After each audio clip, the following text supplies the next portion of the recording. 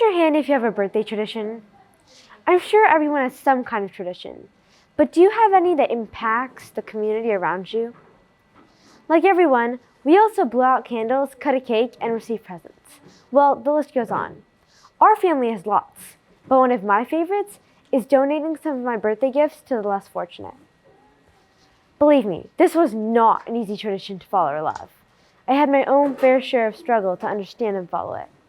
When I first figured out my parents were donating my unopened birthday gifts, I was pretty unhappy about it, just like any other kid would be. Who in the world would want to donate their birthday gifts? It's not like you always get presents, right? My parents tried to explain the nobility in donating, but I never listened. For the next few years after I found out, I had to give away most of my gifts to the less fortunate. It didn't happen in a single day.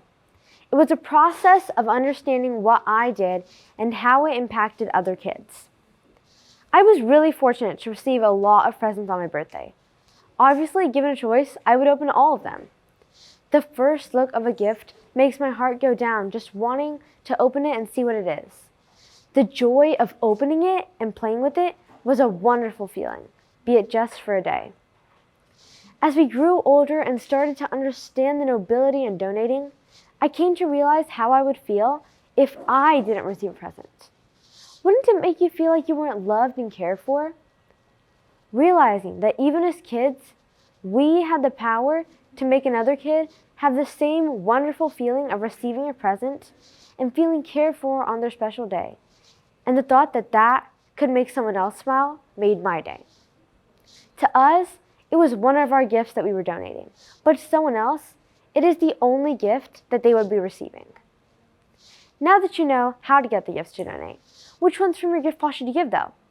The hardest part for me was figuring that out. Well, here's a short formula that you can use.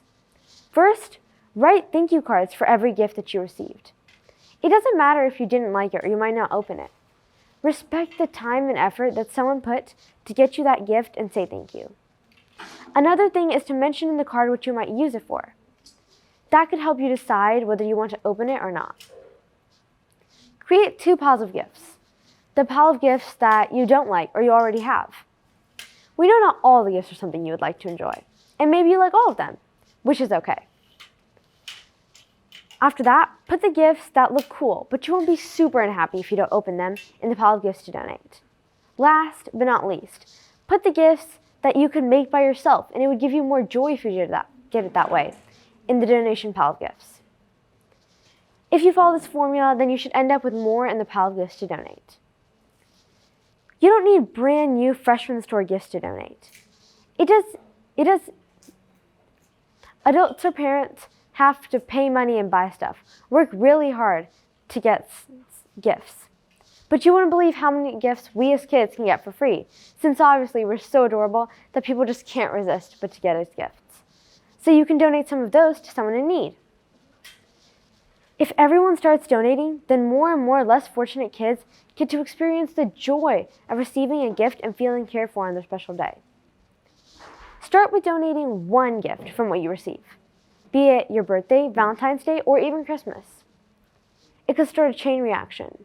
Like someone once said, every gift gives you the power to add to the happiness of someone else. Thank you.